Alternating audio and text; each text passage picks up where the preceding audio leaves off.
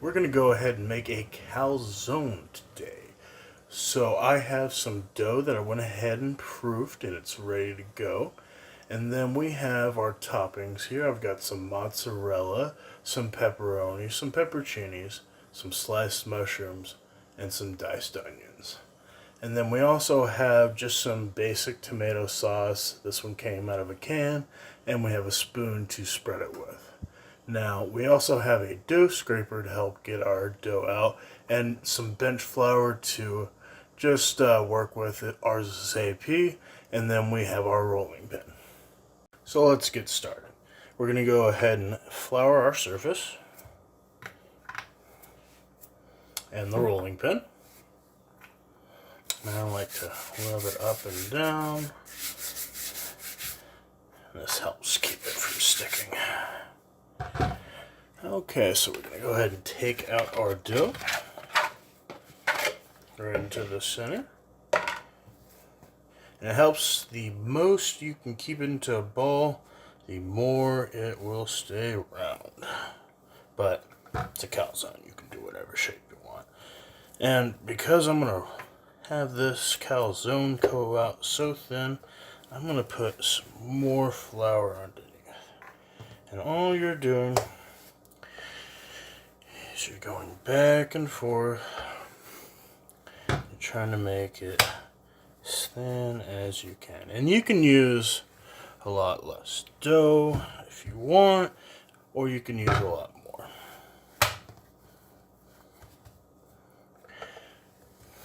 Now, if you ever have a problem with it sticking, which it might start to stick here, all you have to do, add some more flour.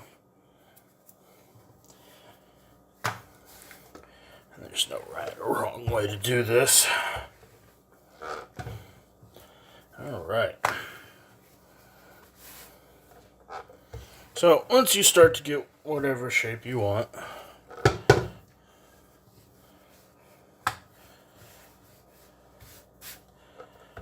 go ahead, get ready to transfer it. Alright, that's about how big I want it. Yeah. Go.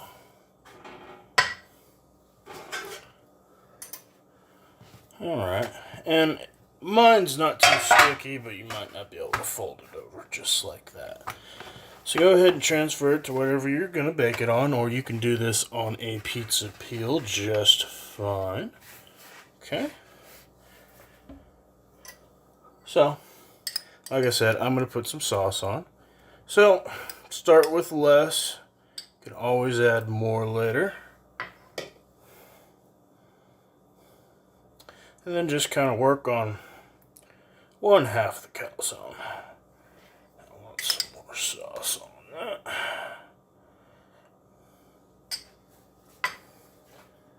Okay. Now we can get to the toppings. So, go ahead and throw some cheese on there. And you want to make sure that you're leaving plenty of room on this edge, or else you're going to run into some problems.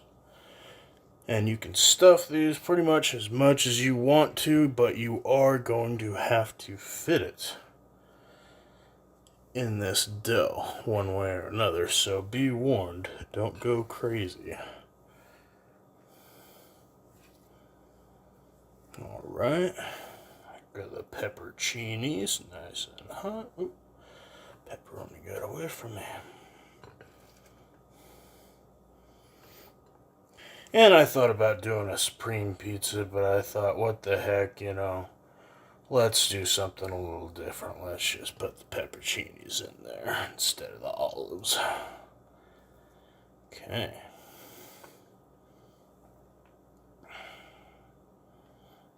And I don't really want to waste all that cheese, so let's put him on top. Okay.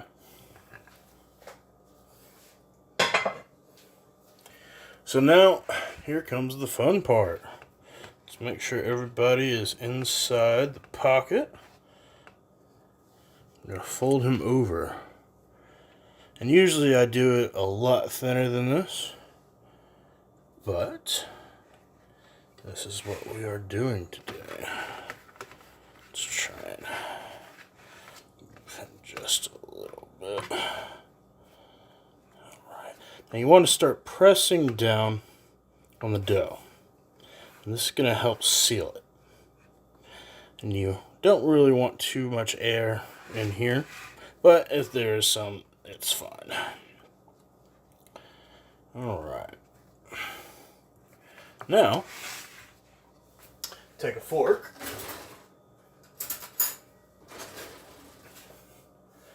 and go ahead and start crimping the edges. Just like that. Ooh, isn't that fancy? Yeah, sorry guys, I gotta have this thing centered on here. Alright, doesn't that look better? But yeah, just crimp it all the way to the side. If you make a hole, that's fine. There's so much dough on here that you probably won't. Just make sure that way you get a good seal. You can come back over it if you want to. And if you are making this on a stone, personal advice, you do not want this bad boy leaking all over the place. But you can use parchment or some foil. Keep your stone from getting dirty, no problem. Alright. I'm going to go ahead and take some olive oil and a brush and coat the top of it. It's completely optional.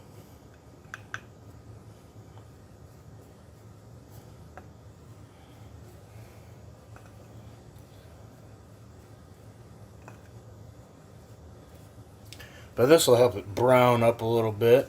You could even use eggs if you would like, but this just seems a little less wasteful to me. Okay. So we're going to go ahead and put him in the oven for 30 minutes and come back and see how it looks. Okay guys, well I actually had to cook it for 45 minutes, but check it out. We've got a nice little golden crust here, and it's nice and gooey. So I think we need to let it sit for about 5 more minutes, and then we should be ready to go. And you can have it with whatever tomato sauce you have left over, and you can dip it in, and just go ahead and cut it in half.